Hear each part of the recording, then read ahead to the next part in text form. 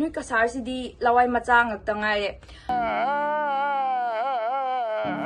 Hey guys, welcome back to my another video. Ado ngasi video sidi kaino haibdo ko mayam aina last video upload kiba public prank do ko adu do kaino haibda ko adu gi damak tai shinduk jage torok pane idi mayam na negative comment khara la e ba adu yam na budi na te sum negative comment haide koi gi yengam da ba mi khara letra ne adu na yam na negative comment la e kundo gi mamal khang da ba haide koi mite gi inat khang da ba koi kasar cha khat da ba kai mayam comment la e ba mayam budi na te ko like 100 to the 20 muka comment la e aina sum yeng ba da ko haide khar negative chal le ba adu ai shu haide fazana clear na shindok jar kaina video sida upload to pe langa kano ado gi mayam video do ni nga siko haidi ai fazana sengdo ge ado gi negative comment ju khara reply pi lagi ko mayam PSL se hazik haure ba ko ado hauba da mayam na first deposit to bada 25000 tak bonus fang doini ado ga mayam asi se free video yengan doini moi sina ko ado ga mayam brand ambassador se kana no khanga ba Macklum ni ado ga mayam na si aina promo code che matak the screen to promo code use to gadi 150 tak moi bonus fee gani asita sunata na mayam dream 11 high ba fantasy se mayam na team create raga sana raga di ko mayam da 60 rupees cashback phangani adu mayam kari khalige mayam ai comment section ji changaga mayam ai pin tawjar ma bani comment se adu sasa chalaga yengbiro ko akhang da balega su comment section da yengbiro ko adu mayam matang si video se haurege bako video se karino haibeda na hangi video du da ingon da yamna comment lai ai se kundo gi value khangre kundo se karino ko gi mite gi oyadi kundo se kam value no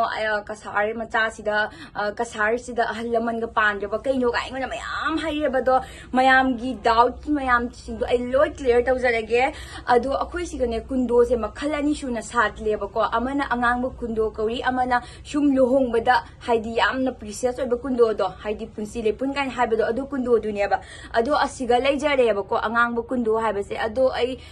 Manipur da sat tradi ai khangde ko angang bu kundo se but akoi kasar da di asi se satli luhong bada di sijina de ba si se ko bas akoi gi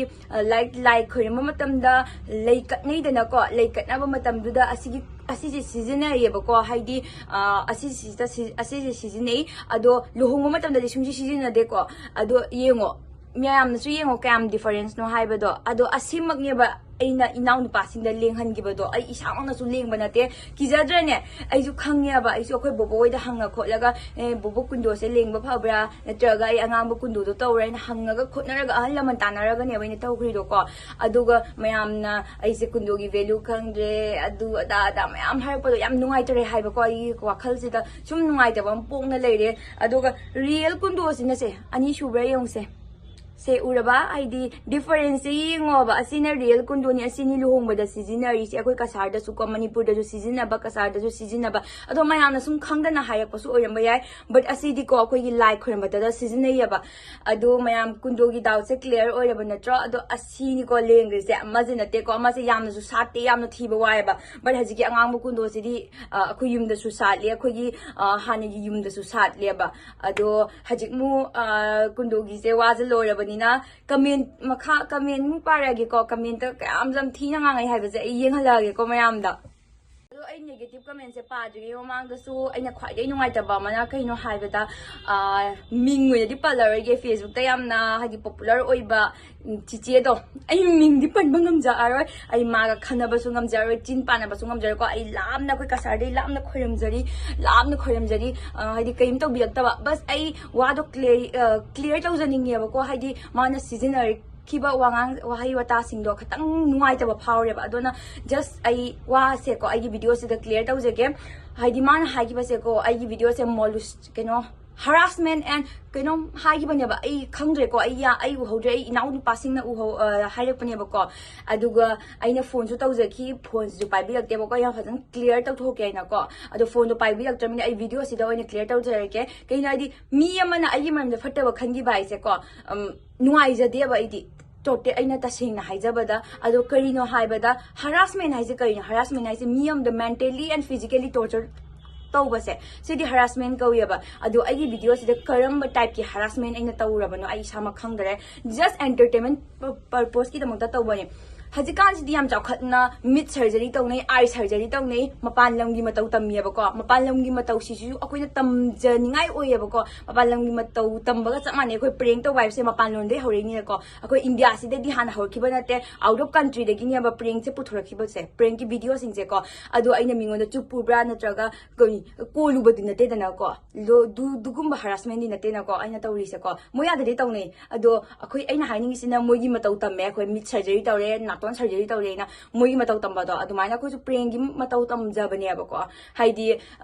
Bidiosida, Aina, Heidi, Igi Bidiosida, Mingonda, Nuaitaba power, Gadi, Kaihani, Lalitan, Lali, Hibanatana, Kashum, Igi, Upilezede, Ado, Aina Kanjaba, the Dico, Sigi videos, just entertainment purpose, Kita Wibanina, Kali, Adoga, Mayam, the Heidi, Vet, Pataba. Fatabas kano kari haigina fataba takpiba na teba igise ko just mayam nungayu hanuk mina se na video upload to jagibaniaba aduga aigi video se yamna haras oy adu ang chakha matung kano angang hawalei basida ina fataba tambi bani na yamna ngangiba dumaina I pau taiba adu dumaina na chedeba kashum ase just entertainment na loba yaba igi video se ko aigi matung ina ko adu mayam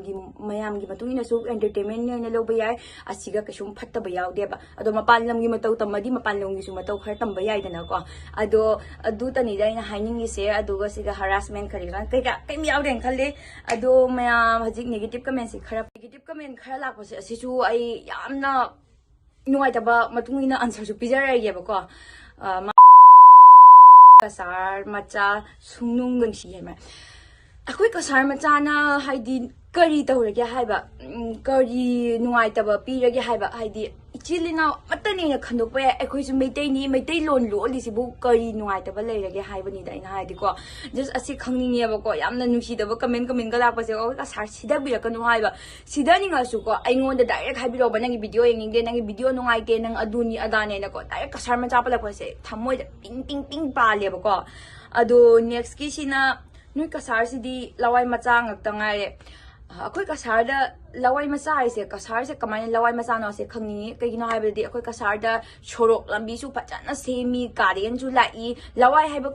haiba sidi akoi karen leitaba chorok lambi leitaba chakhot ta haidi hinjang napi phangdaba sheningai janingai phangdaba adugumba haidi yamna wana phangbodo aduido ai khanjabada lawai na laweba but akoi kasar di loi adugumba facility do phangi adu kari da lawai macha orebano isu khangdre ko adu yamna kasar sidara kana sidani I direct hayogo migi kunbalaga migi leipamdo ima haidi ekoise nusidaba nate ko manipur se ju ayam nusi jai ko kaino adi leibada yam nungai ba mafamni ai samak leininge ko but asi haidi mi pramana su haina bani je sa mafam da chalu jo sa dunia gi nungai ba mafam da chalu jo yum dei hena pokpa lamdam dagi hena nungai ba mafam se ani shu dei haina leibani ba adu dumaina koi ju haidi phana koi kasar se nungai tore haina lawra su but akoi gi di yum ne ba ko akoi bu pokpi ba mafam ne ba aduna nungai na lawre ba ne ba haidi pothabam oya ba isa se khangaba do tani dai na haijaning badi adu loega next ki comment ina ko second hand oining bagi prank ni nang gi sidi sale taning brabu nasha mangal tokchani nupi tokchage dani kaya na khangde ma ise ko dada aiga da tichi aiga da khangde but akhui se prank public prank hai sidi aiga loina ya mi ama na traga ani di choidina chatro bania ba ado hekta mi hekta phaba ya ga do hoi phaba hai ba sidi mayam na planning tawraga laaga adugumodudi hoi phaba ilai phagi ba yai ba but asidi akhoi gi su mi yawi dina ai gi su mi yawi ai gi ibung ahum yawi moine hekta phan ba ngamgadra ba isibu kamai phan ri ba moine hekta ingon da hairo jeng ne ibung ahum duna ai je pu thangala pu jakrai yeng le dra ba tumina doni dai na haning badi haidi do akoina kona last ta fazana clear tok thoi ko je prank ni ko ne ado mak su sum tumina haram na chaki dada do su hoi ke shum sauni ngai le te da ai zum na ki zum phagi yo kai ta thok ne na moi mak masam na haram me ba ingon da khangaba ado video di nam haudre ko unfortunately but next time unaba matam da ai show da na hapake ko ado gi dada do phangna radi akamu ko ado next ki si mu ko khara yenga prank tauri ne na jutcha da ba tawnu ibe manupa du na nasa du da paisala ga mana zu prank ni haira di nungai ni he ngai ko ne ai na haise ko ꯃꯤꯗꯨꯅꯗꯤ ꯄꯥꯏꯔꯛꯇꯔꯦꯗꯅꯀꯣ ꯍꯥꯏꯗꯤ ꯑꯩꯈꯣꯏ ꯃꯩꯇꯩ ꯃꯆꯥꯁꯤꯡꯒꯤꯅꯤ ꯑꯐꯕ ꯑꯃꯗꯤ ꯈꯪꯉꯣꯕꯀꯣ ꯃꯌꯥꯝꯁꯤꯡ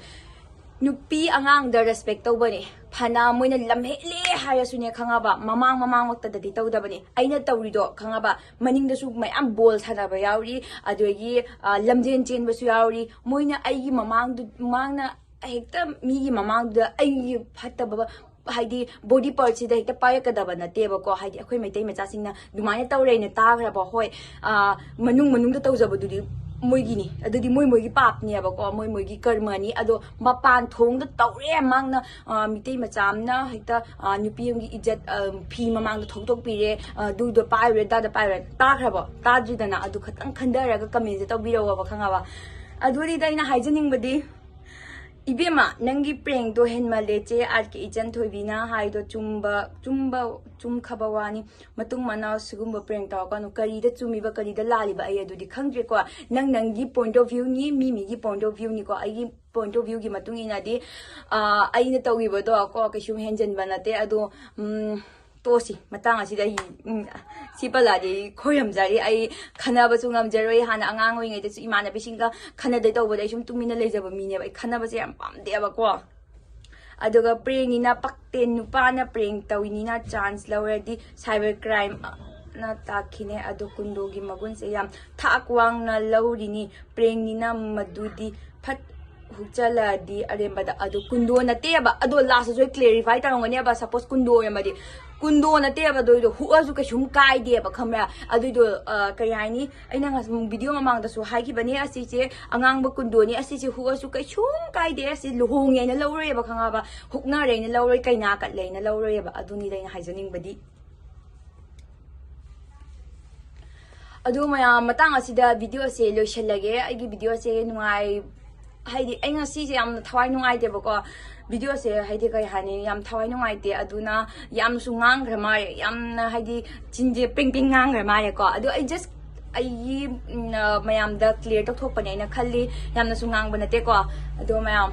matang asida video de lo shenjage next video mungai biramo mayam subscribe tau diba mingai subscribe tau biramo like tau biramo bye bye last oina mayam aina hairi ba aigi wakhalon je chumila ali hena su mayam na shoidena comment tau biramo ko haidi akoi gi lana khanba mi sing sida khatang haidi mayam na ai bunu shedi support tau biramo ko thank you bye bye